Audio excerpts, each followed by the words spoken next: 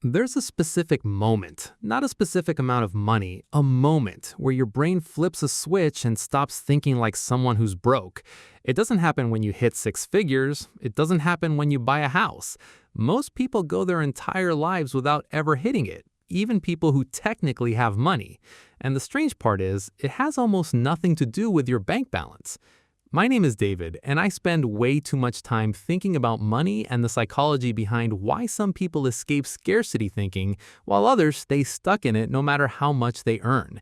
If you've ever wondered why some broke people think like millionaires and some rich people still panic over money, stick around. This one explains it. Hit subscribe if it helps. Most people assume broke thinking is just about not having money, but financial psychologists have found something uncomfortable. Scarcity thinking isn't triggered by your actual bank balance.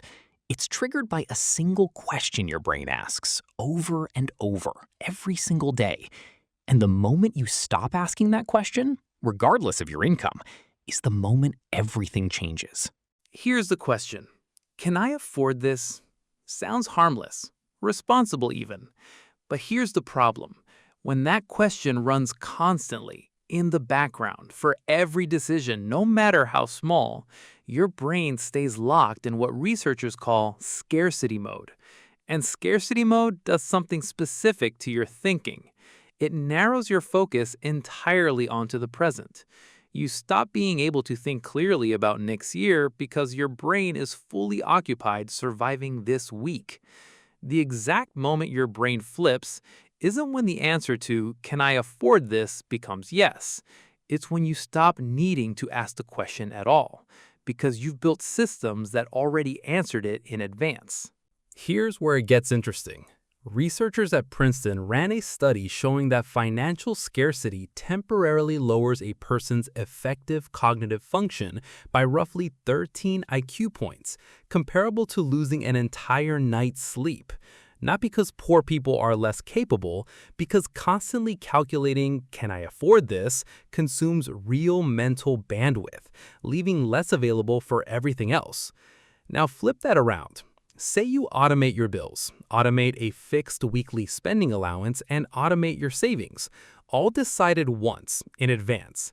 Suddenly, dozens of daily "Can I afford this?" calculations just disappear. If each one takes even 10 seconds of low-grade anxiety and you're making 20 of them a day, that's over an hour a day reclaimed. Not in time, but in mental clarity.